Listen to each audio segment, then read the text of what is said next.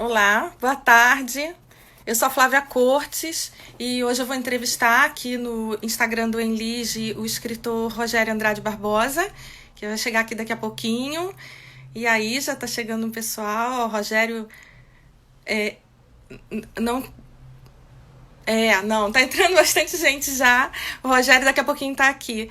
Bom, esse nosso grupo em Lige da UERJ é um grupo de pesquisa em literatura infanto-juvenil, coordenado pela professora doutora Regina Micheli, e a gente costuma fazer os encontros ao vivo na UERJ, né? Por causa da quarentena, estamos aqui fazendo lives, e aí é só prestar atenção no Instagram do Enlige, que toda quarta-feira em horários diversos, então tem que dar uma olhada antes. Toda quarta-feira tem alguma entrevista aqui com algum escritor ou algum ilustrador. E sempre com entrevistadores diferentes também. E daqui a pouco também eu estarei aqui também dando entrevista como escritora também mais para frente. Olha, o Rogério entrou e vamos chamar o Rogério aqui. Eu sou meio atrapalhada ainda aqui para chamar. Peraí.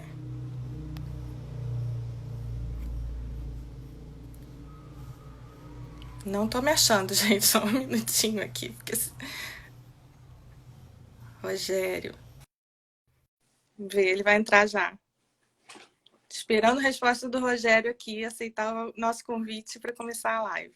Oi, Rogério, tudo bom? Oi, oi, tudo E bom? aí, tá me ouvindo bem? Como é que tá aí? Estou te ouvindo bem. Tá, olha, o Tino Freitas, escritor também aqui. Rogério, eu vou fazer uma pequena apresentação sua para as Tá? pessoas conhecerem, tá? Eu vou ler aqui no seu site. Rogério é escritor, palestrante, contador de histórias, professor de literatura africana na pós-graduação da UCM, no Rio de Janeiro, e ex-voluntário das Nações Unidas na Guiné-Bissau. Graduou-se em letras na UF, no Rio de Janeiro, e fez pós-graduação em literatura infantil brasileira na UFRJ. Tra Trabalha na área de literatura afro-brasileira e programas de incentivo à leitura, proferindo palestras e dinamizando oficinas sobre a cultura africana. Bom, o Rogério tem 30 anos de literatura, né? Mais de 100 livros publicados, muitos prêmios literários nesse currículo. E, Rogério, a gente agora está passando por essa quarentena, queríamos ter você ao vivo lá na UERJ, e ainda teremos, com certeza, mas aqui na nossa live é um prazer te receber, muito obrigada por ter aceito o convite. Eu Mas que agradeço o convite. eu queria saber o que você tem feito nessa quarentena, se você está mais inspirado, trabalhando mais, escrevendo mais, ou se você está mais introspectivo, alguns autores têm mais dificuldade, né? Como é que está sendo essa quarentena para você? Você está conseguindo escrever, está conseguindo produzir? Eu tenho mais lido, relido, estudado bastante do que escrito. Uhum. Mas escrevi também. Umas duas, eu já tinha uma história encaminhada, eu terminei. E ontem mesmo eu terminei uma também, bem curta. Mas eu tenho dedicado meu tempo mais à leitura e releituras também. Agora, eu estou acostumado a ficar em casa. Isso não me abala, né? Sim. Mas não obrigado, assim. Né? Tem praticamente 3 meses Pois sem é. sair de casa. É Mas diferente, né? é diferente, é diferente. Hoje de manhã, por exemplo, eu tive que ir ao dentista. Fui obrigado. Nossa. E você parece que está num filme de ficção científica andando pela rua, né? De máscara, cruzando com pessoas de máscaras, outras sem máscaras. Uhum. Quer dizer, não é uma situação agradável. Parece um livro de ficção científica, né? O que nós estamos vivendo. Né? Vai render muitas histórias, com certeza ainda, Ah, né? Esse mas momento é um vão momento ser um histórico, né? quanto repetitivas, né? Mas certamente vai render um bocado de filme. O cinema americano tranquilamente vai fazer um, né? E muitos livros, romances. Vai vir muita Certamente. coisa aí. Certamente. O Rogério, vamos falar de coisas agradáveis, né? Sobre a literatura, sobre o seu trabalho. Eu queria saber como você começou a escrever, como é que a literatura entrou na tua vida? Você sempre sonhou em ser escritor? Como é que foi esse processo para você? Não, eu quando menino, lógico que eu gostava muito de ler. Uhum. Eu tinha um pai que era escritor também, mas só que meu pai ele era um gramático. Ele era Nossa. professor de português, francês, inglês, latim. Imagina, teve ano que ele foi meu professor assim, 3, 4 matérias na escola. E meu pai escrevia livros didáticos, como a crase, erros de português, gramática da língua portuguesa. Ele publicou uns 30, 40 livros por aquela Edições de Ouro. Que bacana, já. Qual era o nome dele, artístico? Era Osmar Barbosa. E naquela época, eu me lembro de acompanhá-lo, garoto, eu ajudava a carregar os originais, porque ele batia tudo numa máquina datilográfica, né? E não havia direitos autorais, ele vendia, ele terminava um livro e vendia.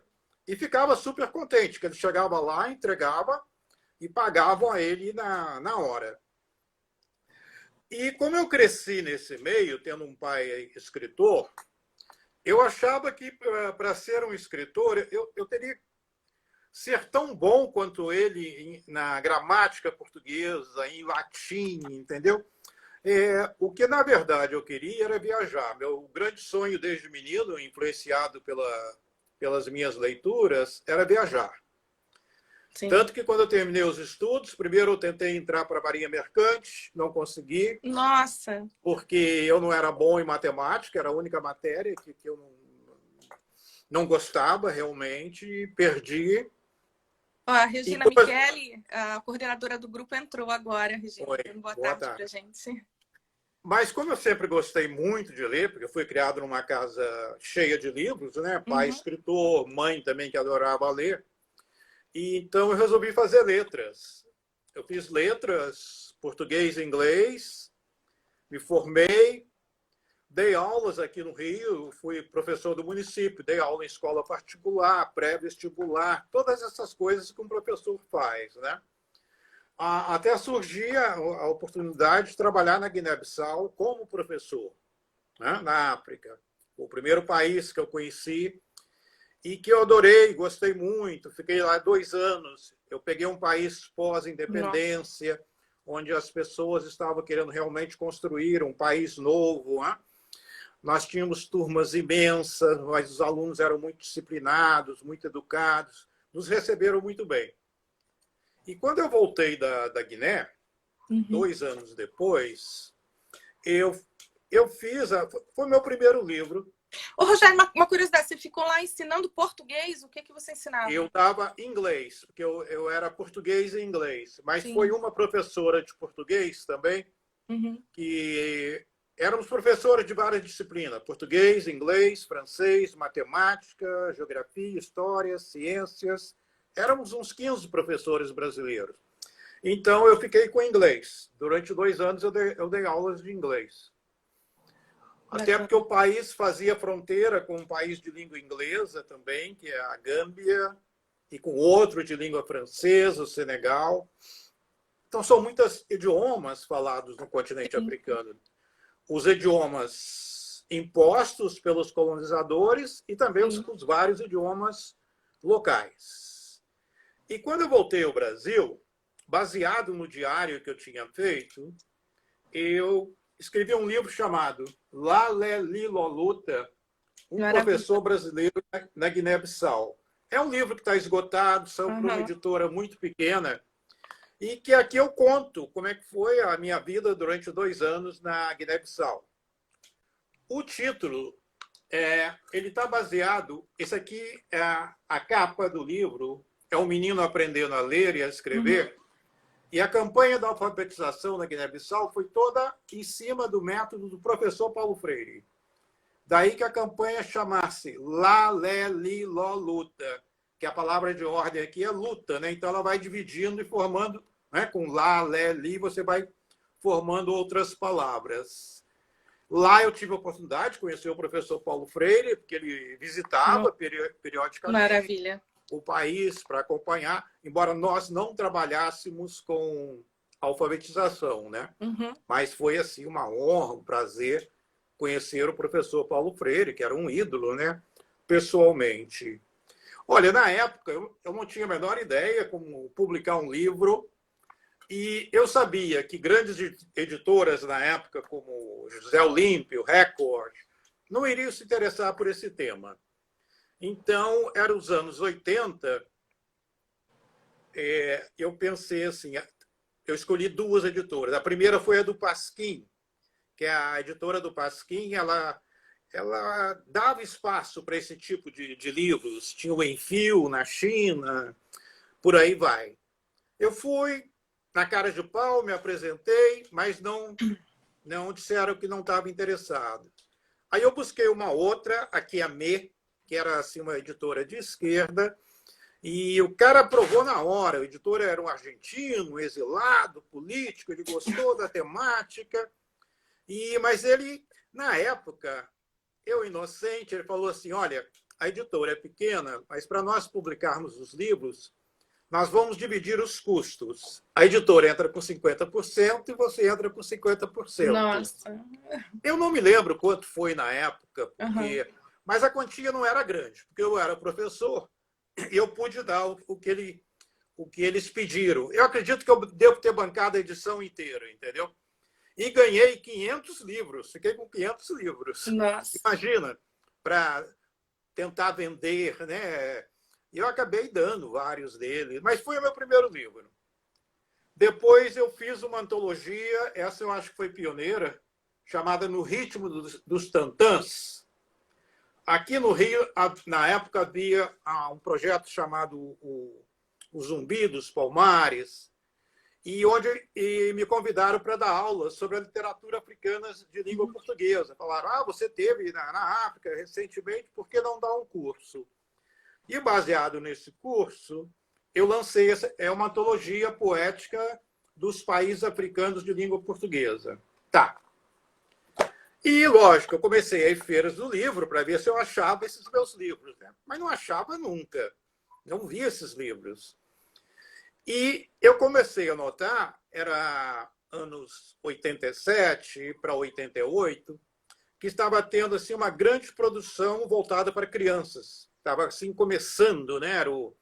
A literatura infanto-juvenil aqui no Brasil estava muito forte, tinha tido uma geração um pouquinho antes com João Rufino, Ana Maria Machado, Ruth Rocha, né?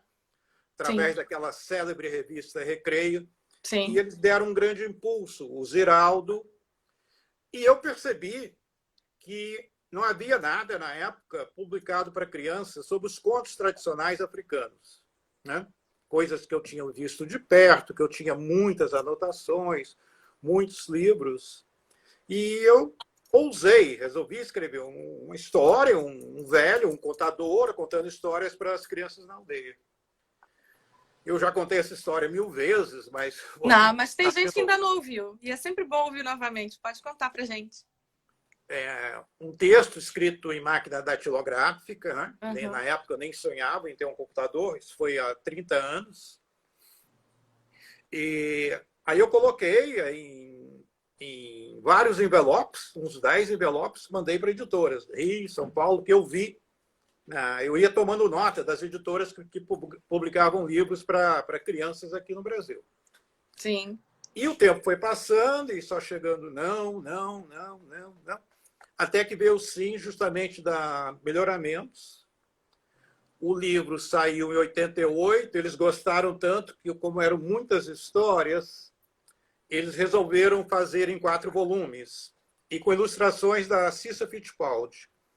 O livro sai em 88, que é o centenário da abolição da escravatura, ganha todos os prêmios da época, e ele foi traduzido para vários idiomas, teve vendas e continua tendo vendas muito grandes. Esse livro já deve estar com 1,5 milhão de livros vendidos, é muita coisa. E foi assim que eu comecei, mas continuei dando aulas. Sim. E tomei gosto, fui publicando mais. E à medida que você publica, você sabe disso muito bem, você é autora, nós começamos a receber convites também para viajar pelo Brasil, né? Feiras do livro, visitar escolas, né? Que agora está tudo parado, né? Sim. Mas eu me lembro, teve uma época que eu viajava, como eu aprendi nos meus livros de história em criança, do Oiapoque ao Chuí. Né? Eu ia para feiras do livro no Amapá, depois ia para o Rio Grande do Sul. E Mas você ia conciliando com o seu trabalho como professor ou você... Não, quando eu comecei a viajar, quando começaram as viagens, eu vi que não dava mais para conciliar. Aí eu abandonei a carreira de professor, me arrisquei. Mas isso com 2 livros ainda, né? Não, não. Quando eu estava assim com mais uns 30, 40 livros. Eu já estou com uns 102 por aí. Com 30, 40 livros, eu vi que dava para me sustentar. Sim. Até porque eu estava publicando por grandes editoras, Melhoramentos, FTD, editoras que sempre venderam muito bem. Havia aquelas grandes compras do governo, né?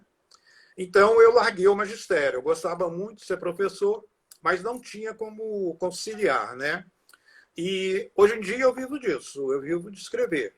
Escrever, de dar as palestras, né? E gosto muito do que eu faço. Que bom. Gostamos muito também de te ouvir, Rogério. E quer dizer que quando você estava lá na Guiné-Bissau, aqueles 2 anos que você ficou lá, você já começou a ter essa sementinha do escritor, né? Já começou a fazer anotações daquelas histórias que você ouvia. Diário. Eu sempre gostei muito de fazer diários. E que eu bacana. vim de lá com 2 grossos diários, que tinha muita coisa. Eu viajo muito, você sabe, para pesquisar também, recolher os contos tradicionais. Sim. Eu já voltei inúmeras vezes à África, né, ao continente africano, e todas essas viagens eu faço um diário, anoto tudo. Então, começou com essa coisa de fazer diários. E bem antes, quando menino, que eu colecionava selos, e eu trocava correspondências com pessoas assim de várias partes do Brasil, e eu lembro que eu adorava escrever cartas, né? Quer dizer, estava ali, o escritor estava ali escondido, porque eu escrevia cartas enormes, cartas com 10, 12 páginas, né? Sim. E eu acho que foi assim. Pô, que bacana. Tem muita gente aqui nos escutando agora, professora Eliane Debos, professora Tânia lá da UERJ também, muito obrigada. E vocês podem fazer perguntas aqui para o Rogério também, eu repasso para ele a pergunta.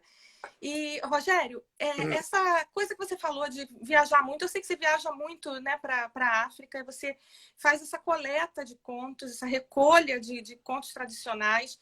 E imagino como isso é engrandecedor para você, porque é para a gente quando a gente lê o teu texto. Mas como é que funciona isso na prática? Você vai para lá, você faz outros trabalhos junto, como você fez esse primeiro, de dar aulas lá também? Não, não. Ou você já vai só para a coleta? Eu optei por visitar os países africanos de língua portuguesa, Angola, Moçambique, Cabo Verde, São Tomé e Príncipe.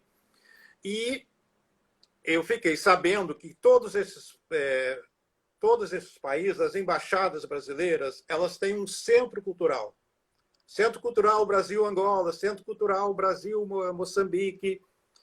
Então, eu enviei cartas para todos esses países, dizendo que eu era um escritor, que eu tinha interesse em visitar o país para colher histórias, e eu me oferecia para dar palestras, oficinas para professores. Isso bem no início da carreira ou quando foi? Hein?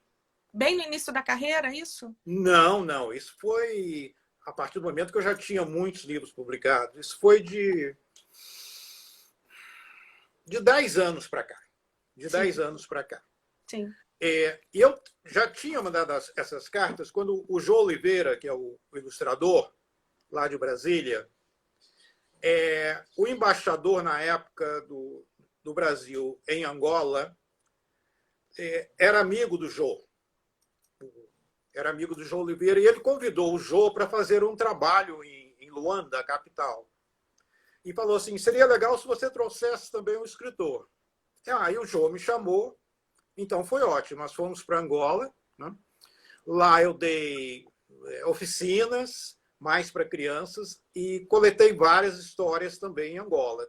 Tanto que dessa viagem renderam 2 livros. Então, foi tudo patrocinado pela Embaixada Brasileira, tudo pago, passagem. Ficamos hospedados na Embaixada do Brasil, imagina, um bom cachê. Que E bacana. depois as cartas que eu enviei para os outros países, Cabo Verde, o Centro Cultural de lá, se interessou pela minha proposta, me chamou, pagaram tudo também, me deram um cachê que era menor, e eu pude viajar por 3 ilhas, visitando escolas no interior, porque eu dou sempre preferência a escolas no interior. Sim. Porque nas capitais, a criança que já tem contato com o computador, né, a televisão, já vão perdendo, né, aquela coisa de ouvir histórias todos os dias. Depois, São Tomé e Príncipe também se interessou pela minha proposta. E eu fui junto com a Conceição Evaristo. Ela foi minha companheira de viagem. Nossa, que maravilha. Foi maravilhoso com a Conceição. São Tomé e Príncipe é um país belíssimo, são 2 ilhas, São Tomé e Príncipe. Lá eu coletei muitas histórias também, principalmente da tartaruga, que é o personagem principal lá da literatura oral santomense. Depois faltava Moçambique. Moçambique, a embaixada não quis me dar apoio nenhum e eu fui por minha conta. Nossa. Mas eu dei palestras também, fui para o interior. Moçambique, eu fiz contatos com uma professora, uma escritora moçambicana, Angelina Neves. A Eliane Debos esteve lá em Moçambique ano passado e eu falei com ela, procura Angelina. E a Angelina foi muito gentil comigo, me levou para visitar escolas no interior, escolas já bem longe da capital. E em todas essas viagens, eu deixava as crianças contar histórias, eu ia anotando rapidamente, eu não gravo, não filmo, para não inibi-las, né? Eu prefiro tomando notas, se eu não consigo entender direito alguma coisa, eu faço perguntas depois. Em várias escolas, dependendo do tempo, as crianças, além de contar as histórias, elas ainda me entregavam escritas, né? Elas me entregavam essas histórias escritas também. E depois eu tive também, mas aí já foi histórias da tradição, né? Que elas todas. ouviam. São os contos tradicionais que elas escutam, que são contadas à noite por um pai, é sempre o mais velho, a mãe, um tio. Acredito que no interior lá eles tenham mais esse costume do que a gente tem aqui, né? É muito forte. Já teve aqui no aqui interior já teve costume muito, mas ainda muito tem. Forte, mas... Ainda tem. Aqui no Brasil, as pessoas conhecem mais esse meu trabalho voltado para a coleta dos contos tradicionais africanos. E que é a minha área realmente de estudos. É a que eu dou preferência dos meus livros todos até agora, como eu falei, são 100 e poucos, eu diria que 50 deles são sobre a temática africana. Africana, então, muito bacana. Deles, 50%. Mas eu gosto muito do folclore brasileiro. Eu ia te perguntar isso também, eu sei. Como é a Ana Raquel, Cristiano? que é ilustradora de Minas Gerais, há uns 15 anos, ela me convidou para participar de um projeto chamado Caminho das Águas, que era uma barca que foi organizado pelas irmãs Drummond, as irmãs bordadeiras. Tem bordadeiras maravilhosas, Minas. Maravilhosas. Elas foram as 4 irmãs e a mãe também, a matriarca, que é uma grande bordadeira. Sim, naquilo, para quem não sabe, elas ilustram os livros com bordados. Sim, com seus próprios bordados. Sim. E nós fomos subir no Rio São Francisco, numa barca, e cabia a Ana Raquel e eu. Cada lugar pequeno que a barca parava, nós também reuníamos as crianças, elas nos contavam histórias, faziam desenhos, e dessa viagem rendeu essa coleção, a Ciranda do Rio São Francisco. Que maravilha. Que são histórias de sereia, de Romãozinho, os desenhos são das próprias crianças, mas esse livro está fora de mercado também, infelizmente. A ideia do projeto... Pois é, gente, editores que nos escutam, por favor, né? A ideia do projeto era que nós voltássemos no ano seguinte, o próprio projeto bancaria a edição dos livros e nós iríamos entregar para as crianças nos lugares por onde nós passamos. Mas no ano seguinte não teve, Eu procurei uma editora e no caso, foi a FTD. E dessa viagem também rendeu o Velho, a Carranca e o Rio, porque aí eu resolvi fazer por minha conta, falei, agora eu vou fazer de ônibus, de carro, o resto do Rio São Francisco, até ele desaguar no mar. Porque as barcas já não fazem esse percurso, né? Por causa há trechos agora que a barca não pode prosseguir, por causa das grandes barragens, essa coisa toda. E eu fui seguindo o Rio São Francisco até ele desaguar no mar. E fui coletando histórias. E essas crianças, que são as ribeirinhas, elas sabem muitas histórias. Sereia,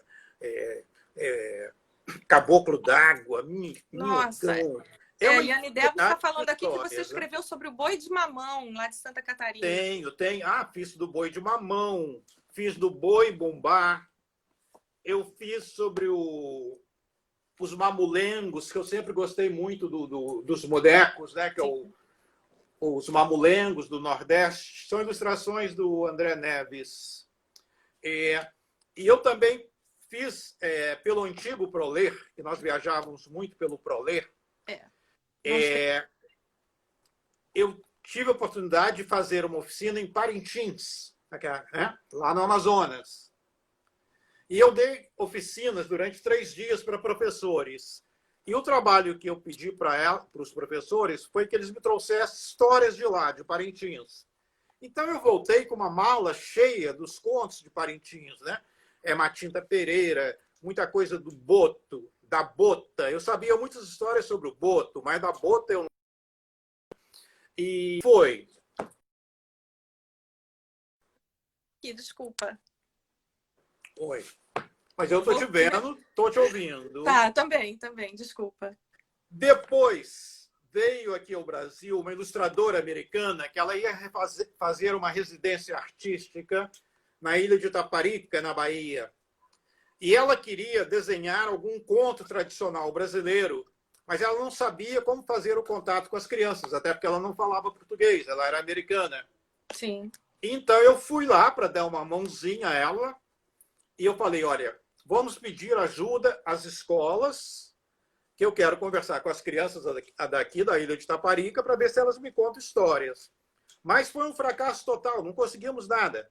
As crianças estavam muito influenciadas por televisão, elas contavam muitos casos de fantasmas. Me disseram, isso aqui é um programa de rádio que tem aqui, faz muito sucesso com histórias de assombração. Por isso que elas estão te contando essas histórias.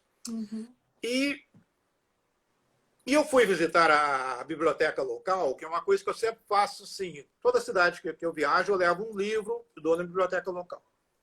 E estava conversando com a bibliotecária e ela falou assim, eu tenho uma avó que conta histórias muito bem.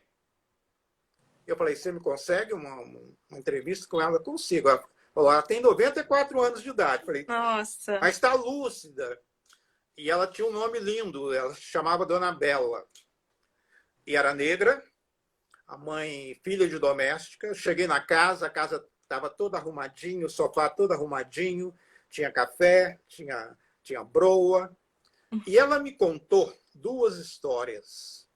Um conto de origem africana, que é sobre o quimbungo, e um outro de origem europeia. Mas eu me vi frente a frente com as tradicionais contadoras de histórias africanas. Nossa, ela não só contava, ela interpretava as histórias, ela trocava as vozes, ela cantava. Nossa. Mas foi assim fantástico. Eu me vi de frente, assim.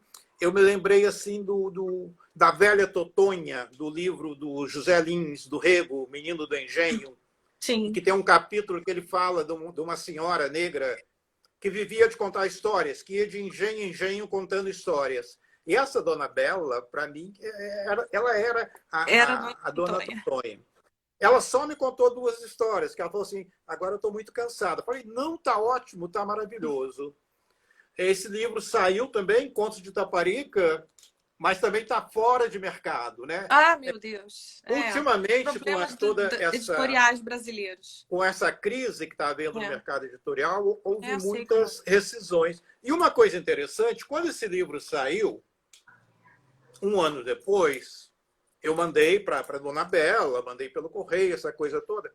uma jornalista do maior jornal de Salvador, que eu acho que se chama Tarde, me telefonou procurando saber se essa dona Bela ainda vivia. Eu falei, olha, eu a entrevistei há 1 ano, ela tinha 94, você vai ter que ir lá na Ilha de Itaparica para ver.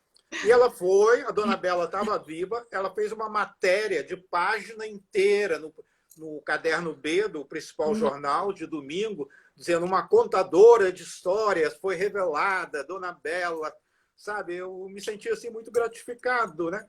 Porque quantas contadoras como esta, a dona Bela, né, vão se perdendo, né? Vão Sim. morrendo, né? Elas são como lá os griots africanos, né? Elas são verdadeiras bibliotecas vivas, né? E assim vai. Temos muitas perguntas. São muitas histórias. Sim. Livros com parceiros, né? Livros assim. Esse livro aqui, por exemplo, se chama Era uma Vez a Meia-Noite. É uma ousadia minha com Luiz Antônio. É um juvenil, né? Um juvenil. Com o Luiz Antônio, Léo Cunha, Pedro Bandeira e Rosana Rios. Somos 5 autores. Me lembro de vocês começando a escrever. Nós reescreveu um conto do Allan Poe. Imagina a responsabilidade, Sim. né? Mas foi muito legal, eu gostei muito. E o Allan Poe é um dos autores assim que eu sempre admirei, né? Um dos meus autores favoritos é o Allan Poe. Eu fiz letras, fiz literatura inglesa, Sim. literatura americana, depois... né? Então li o Allan Poe, assim, a obra dele completa, né? Então foi um prazer poder reler. Mas eu gosto também de fazer livro de aventuras, livro de amor. Mas eu sempre digo que eu não gosto de escrever livros assim, água com açúcar. Eu tenho os pés no chão. Um dos meus livros assim que sempre venderam muito bem, esse é um juvenil da FTD chamado Rômulo e Júlia, Os Caras Pintadas. Esse livro é da época do Collor, quando o Collor estava sofrendo todo aquele processo de impeachment. Sim. E os jovens tiveram um papel assim predominante, né? Eu diria assim, na queda do Collor, porque eles foram para as ruas, né? É uma coisa que a gente não vê mais, a juventude na rua, né? Eu sempre pergunto, cadê a Uni? A Uni que era Sim. tão aguerrida, né? Sim, tudo bem 92, que agora não dá para sair. Lá também.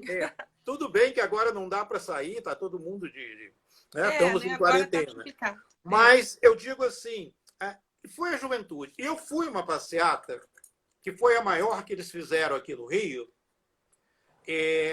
Parece que eram 100 mil estudantes de todas as escolas do Rio, públicas, né? Eles cantando aquela música as músicas do Caetano, Caminhando contra o vento. Contra o vento. Aquilo era lindo. E eu falei assim, puxa vida, eu tenho que escrever uma história sobre isso.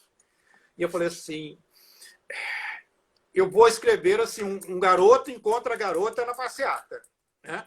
Eu já sabia que era isso que eu queria fazer. Porque eu notei quando a passeata acabou, ali na Cinelândia todo mundo se reúne, acaba a passeata, vão ali para os barzinhos, começa muita paquera, né? Imagina, jovens de vários colégios. Falei, os 2 personagens eu já tenho. Mas eu não queria fazer apenas uma história romântica. Então, no livro, os 2 jovens que se encontram na passeata, o Rômulo e a menina Júlia, logicamente que é um Romeu e Julieta, né? Uhum. O Rômulo, ele é um líder estudantil, ele é totalmente politizado, e a Júlia foi na passeata na onda das amigas. Ela não é nada politizada, mas eles se gostam. E a trama central é que o pai do garoto, que é politizado, ele tinha sido um jornalista que foi torturado durante a ditadura militar. E o pai da menina é um militar aposentado que foi um torturador durante a ditadura militar. Então, vai ter toda aqui aquela coisa do amor, a briga das famílias, né? Porque, como em Romeu e Julieta, né? Vai ter todo esse choque. Então, é um livro que ele remete ao passado, um passado tenebroso nosso, né? Que é a ditadura militar, e que está pairando agora sobre nós novamente, né? Mas foi um livro que me deu muito prazer de escrever e é um livro que sempre vendeu muito bem. Que bacana. Rogério, estamos com muitas perguntas aqui de pessoas que estão participando, muitos comentários bacanas, perguntaram onde comprar seus livros. O Tino Freitas já respondeu aqui no amazon.com.br. Amazon.com, no site, todas as editoras agora, inclusive, estão fazendo promoções, né? Exato. Todas tá elas. fácil até encontrar na internet. Olha, eu tenho comprado muitos livros, eu falei com você, eu tenho ficado aqui lendo, relendo. Mas olha, o que eu comprei de livros na Amazon, no Mercado Livre, né? Submarino também. Submarino. Então, eu tenho comprado muita coisa também. Então, os meus livros, é só entrar no site da editora ou da Amazon e pedir. Porque você sabe, Flávia, nós temos muitos livros publicados, mas quando a gente entra numa livraria, é difícil nós encontrarmos um livro. Exato, nem todos estão bem distribuídos. A seção de livros infantis, juvenis, elas são voltadas mais para as traduções de livros de Disney, né? Ou aqueles grandes best-sellers como Harry Potter e outros que vêm de fora, né? O autor brasileiro... Livros brinquedos, né? Tem muito livros brinquedos. Nós não temos a mesma visibilidade do que esses livros que vêm de fora, né? Mas eu não posso me queixar, não. Meus livros sempre venderam bem, né? Sempre estão vendendo menos agora, né? É natural que estão vendendo, tiveram uma boa caída, né? Mas eles continuam vendendo, estão no mercado, e eu continuo produzindo sempre. Ano passado eu lancei 2 livros, um deles ganhou o prêmio da Cátedra. Exato, ia falar isso, o prêmio da Cátedra de Leitura da PUC, você e o ilustrador Marcelo Pimentel, né? Isso, ilustrações maravilhosas do Pimentel, muito que é bom. A Orelha Vai à Escola Todos os Dias, que são provérbios africanos ilustrados. Mas, Rogério, aproveitando esse gancho aí que você falou nisso, que eu ia te perguntar, como é ter seu trabalho reconhecido, assim, receber um prêmio como esse da Cátedra, né? Um prêmio literário importante. Você já recebeu vários prêmios, já foi indicado para vários. Como sempre a mesma emoção? Eu já bati na trave várias vezes, mas eu ganhei o prêmio assim, que eu considero mais, que é o prêmio da Academia Brasileira de Letras, né? Pelo conjunto da obra. Eu ganhei esse título, foi muito bom. Mas eu acho que o melhor prêmio que um autor pode receber é o reconhecimento de seus leitores, né? Verdade. Não só de seus leitores, mas dos professores, dos bibliotecários brasileiros, né? Do pessoal são leitores também, que né? São leitores, do pessoal que organiza as feiras dos livros, que nos chamam, né? Para dar palestra nas feiras dos livros. Os amigos que nós vamos fazendo, como você, né, que eu conheci, você ainda estava começando não tinha saído o meu primeiro livro ainda. Nos conhecemos num evento na FRJ. Eu já tinha fechado o contrato, mas ainda demorou para sair o livro. E essa troca é muito boa, porque hoje em dia, eu quando fui escrever, publicar os meus primeiros livros infantos juvenis, eu não tinha assim um colega que escrevesse, que trocasse ideias, né? Então, por isso que eu nunca me nego a ajudar assim um jovem escritor, né? Você é muito generoso, Rogério. Sim. Você me ajudou muito no início da carreira também. O João Oliveira também.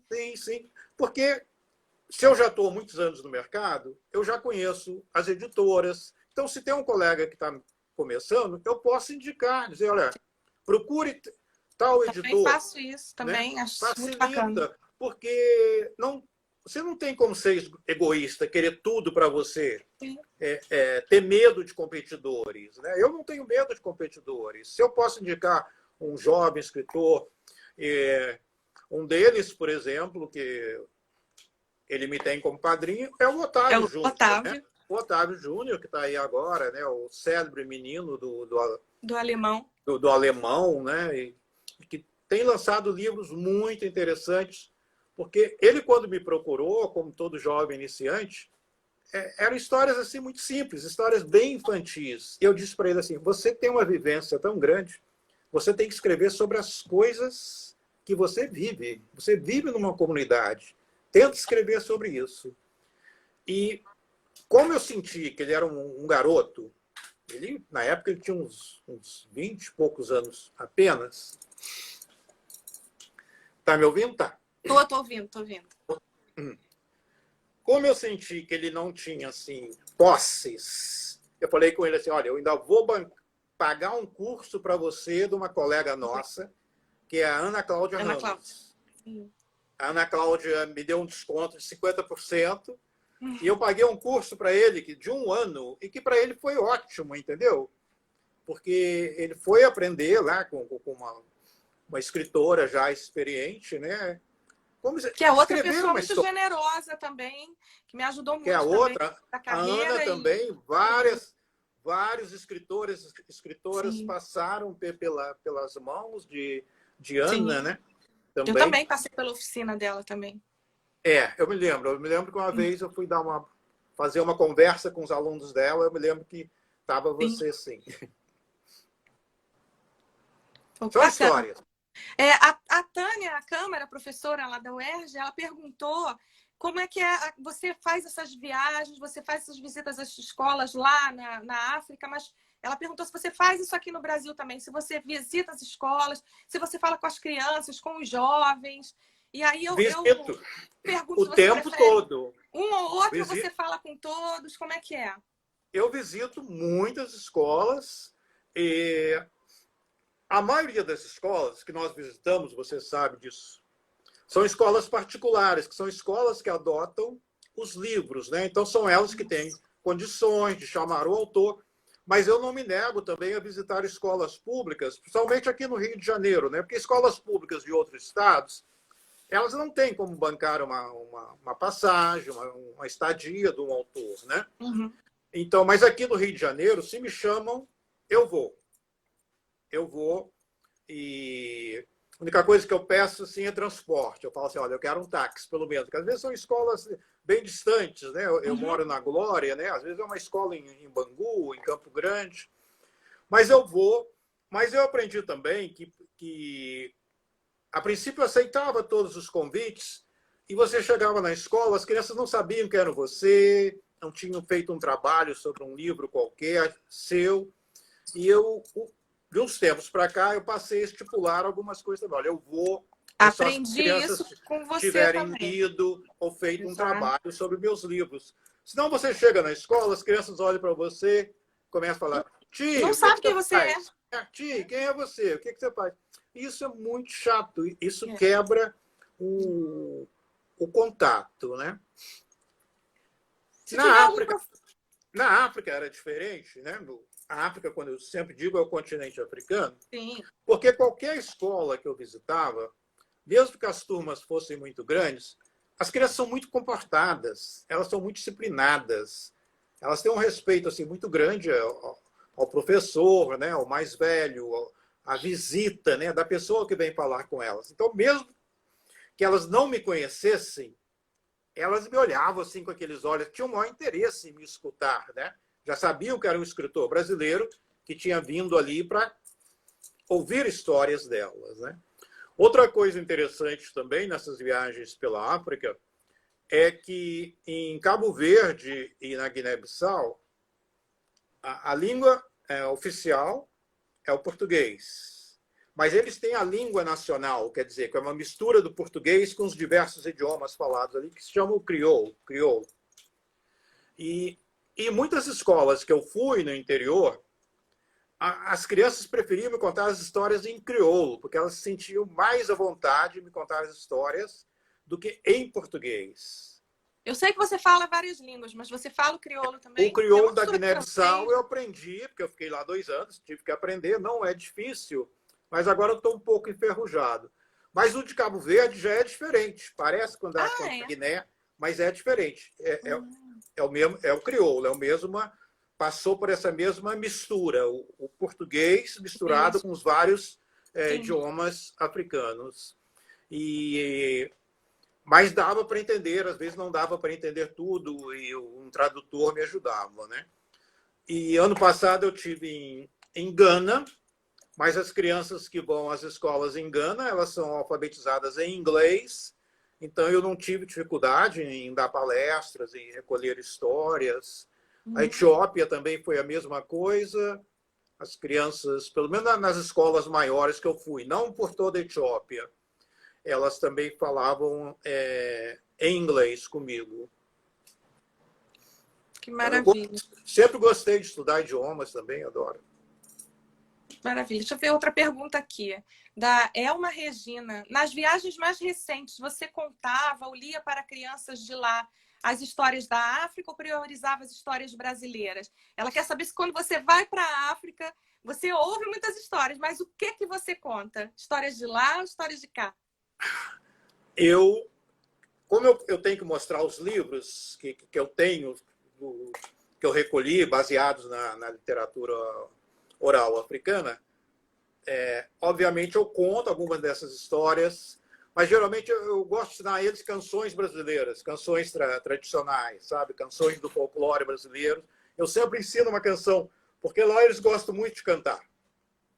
Todas as escolas que eu fui, a primeira parte da cerimônia dita era o hino nacional, não escapava. Então, todas as crianças em pé, perfiladas, cantavam o hino nacional. E depois, nas histórias tradicionais africanas, a música está sempre presente. Então, elas estavam sempre cantando. Então, eu dizia, agora eu vou ensinar uma canção brasileira para vocês. E o Alex Gomes, aqui o escritor Alexandre de Castro Gomes, né? Ele está perguntando que já viu você tocando instrumentos musicais nesses encontros. Aí ele quer saber quais instrumentos que você toca quando você canta. Olha, de percussão, porque você também é contador de histórias, toco praticamente, né? Também. De percussão eu toco quase tudo. Tambor, tarol, bumbo. Desde o tempo do ginásio eu fazia parte da banda escolar, né? Então, eu tenho muitos instrumentos africanos aqui em casa, tem vários deles. E eu tenho uma coleção agora, por exemplo, de imbira, que eu tenho usado bastante nas minhas palestras. Imbira, esse aqui é um chamado piano de 2 dedos. São várias teclas metálicas, né? Uhum. E o som dele é muito bonito. Nossa! E eu toco assim Eu tenho uma coisa que... Oi, nossa, fala. que bacana, eu nunca tinha ouvido. Não, é lindo ele. E esse aqui é maior, ó. E esse é o mesmo instrumento, só que maior, não é isso? Ele é maior, porque esse aqui, ele está dentro de uma caixa de ressonância. Sim, uma espécie de calimba, está falando aqui a escritora Sim, é tipo uma calimba. Só que esse aqui é do Zimbábue, e lá eles chamam de imbira. E o som, como o som está dentro da cabaça, da caixa, maravilha, Rogério. O som ele é muito mais forte. Maravilha.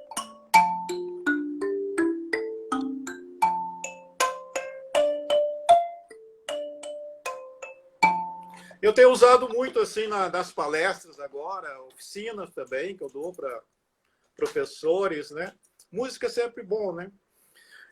Você tem feito muitas oficinas, faz muitas oficinas, né? Agora, por causa da quarentena, está parado. E você também é professor de pós-graduação, né? Você Desde o ano passado, eu comecei a dar aulas de literaturas africanas de língua portuguesa, focada na literatura infantil, que é produzida nos países africanos de língua portuguesa, que atualmente já tem uma boa produção, né? Então, a minha oficina é focada nisso. Eu tinha na turma alunos ilustres, como Alex, Júlia Emílio, Marília Pirillo, né? A Cris, a Ladep, Karen Acioli, vários contadores de histórias. E, então, tem sido uma delícia trabalhar assim as literaturas africanas, que é também uma das minhas paixões, né? Essa literatura africana. Não só os contos tradicionais, mas eu digo assim, a literatura que é produzida pelos autores locais, escrita, né? Que uma coisa é a literatura oral, outra é a literatura escrita, né? Sim. E o que vem por aí de novo, Rogério? O que você está produzindo? Você pode adiantar alguma coisa para a gente? Novo, sai agora para o 2º semestre, sai um livro pela Melhoramentos, chamado Meu Nome é Machala. É um juvenil, ele é bem deve ter, não sei, umas 150 páginas por aí, alguma coisa assim, e que eu trato de uma questão que em alguns países africanos, muitas crianças têm sido acusadas de bruxas. Isso é uma coisa que vem sendo disseminadas por igrejas evangélicas. Nossa. Então, sempre que acontece alguma coisa ruim, acusa uma criança de ser bruxa. Menina, não? Hein? Meninas? Menino e menina. Os Meninos dois. também. Meninos também. Principalmente meninas, mas tem bastante meninos acusados também. E, então eles cobram, os pastores cobram aos pais, entendeu? Olha, portanto, eu vou tirar aí o demônio que esteja dentro dela, seja o que for. E como muitos desses pais não têm condições de pagar, porque geralmente são pessoas pobres que frequentam essas igrejas evangélicas, que uma criança de... Isso não acontece, né? As crianças de classe média africana. Isso só acontece com criança pobre. Sim, e que geralmente, às vezes, são órfãs, que vivem ou com o padrasto ou a madrasta. Então, essas crianças, então, esses pais expulsam, elas vão para as ruas. E há um número muito grande dessas crianças vivendo em ruas, em alguns países, como na República Democrática do Congo. E a minha história é baseada nisso. É uma menina que é acusada de bruxaria, mas ela consegue fugir e vai viver nas ruas de Kinshasa, que é a capital da República do Congo. Foi um livro que me exigiu assim, muita pesquisa. E o segundo, pela Editora do Brasil, eu gosto sempre de escolher também assim, um tema assim, diferente no continente africano para a temática dos meus livros. E eu andei pesquisando muito nos últimos anos uma forma de contar histórias do povo Kioko de Angola. Na verdade, Rogério, desculpa interromper. Nosso tempo está acabando, temos pouquinhos minutos. Vou terminar. Esse povo... precisa, olha, acho que a gente tem ainda aí uns 6 a 8 minutos. É que o Instagram está avisando. Tá bom. O nome deles tradicional é Chocoé, mas os portugueses colocaram como Kiokos, como eles são mais conhecidos. E esse povo é fantástico porque eles contam histórias ao mesmo tempo em que eles desenham na areia. Eles vão contando e desenhando os personagens na areia. E é uma arte efêmera, porque assim que acabam de contar e desenhar, eles apagam, porque só os mestres é que sabem essas histórias, porque eles não querem que ninguém copie, entendeu? Nossa. Mas vários pesquisadores estiveram por lá, eu não tive nessa região, eu só tenho os livros dos pesquisadores que estiveram por lá e fotografaram esses desenhos no chão. Então, que se chamam Sona em Chocoé. Então, é lindo. Você imagina, ele vai contando e desenhando assim na areia. Né? Então, a história é um garoto, que ele é um aprendiz, ele quer se tornar um mestre, um contador de histórias como... Olha, a dica da Alessandra Rosco aqui, que seria lindo ter essa ilustração em areia. Se pudesse fotografar, hein? Não, a ilustradora, que é a Thaís Linhares, ou alguém, ela né? fez o livro todo em tom de areia. O livro está pronto, já vi. Ele é todo em tom de areia. Eu me reuni várias vezes com a Thaís, assim como eu faço questão de me reunir com todos os ilustradores. Né? Eu tenho a sorte de ter os meus livros ilustrados pelos grandes ilustradores brasileiros. Né? Cissa Fittipaldi, Rui de Oliveira, João Oliveiro, Roger Melo, Graça Lima, Thaís, Marília Pirillo, Rosinha, André Neves, uma infinidade. E eu aprendi que os meus primeiros livros eu só via pronto. Então, algumas ilustrações eu não gostava, não achava que estavam adequadas à história. E a partir do momento que você já se torna mais conhecido no mercado, você também vai conhecendo os ilustradores, sabendo qual deles você acha que tem um traço para a sua história, né? Maurício Negro, Maurício Veneza. Sim. Então, hoje em dia, essas minhas histórias passadas na África, principalmente, não basta apenas ter um bom ilustrador, ele também tem que ser um pesquisador. Então, eu dou muito material, eu mando muito material por correio, hoje em dia você manda por e-mail, né? E os que moram aqui no Rio, eu faço questão de me reunir com eles. né? Eu já estive na casa de Graça Lima, da Thaís, né? do Marcelo, ou então a gente se encontra em cafés, porque essa troca é muito importante. É né? importante. O livro infantil, o ilustrador tem um papel de peso, né? Ele é um autor também. Então, eu prezo muito essa parceria e de manter o contato com o ilustrador. Tem autor que gosta de ficar surpreso quando recebe o livro, não quer saber nem quem é o ilustrador ou o que ele está fazendo. Sim. Mas eu gosto. Eu gosto porque, às vezes, eu pego erros, somente histórias passadas na África. Então, eu fico em cima, sabe? Diz, ó, isso aqui não tem lá.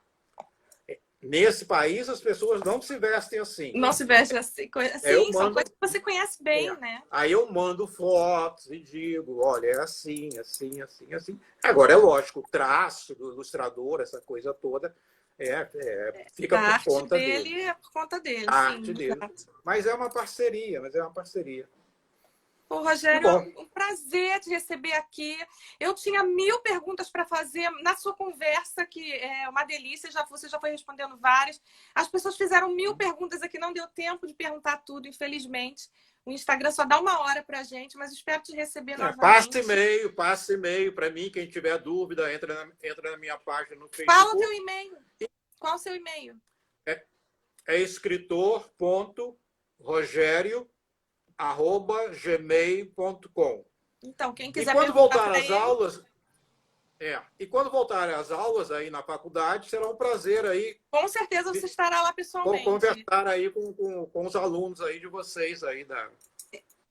Exato. E o seu site é rogerioandradebarbosa.com.br, não é isso? Isso. Estou no Facebook, estou no Instagram. Sim, aí. Então sigam, gente, sigam. Obrigada por todos. Eu que agradeço. Obrigada, Rogério. Muito obrigado, Flávia. Tá? Muito obrigado. Foi uma delícia, pena que foi tão pouco. Um beijão para você. Boa. Que venham muitos livros e muitos prêmios mais por aí, tá? Muito obrigado. Beijo. Tchau.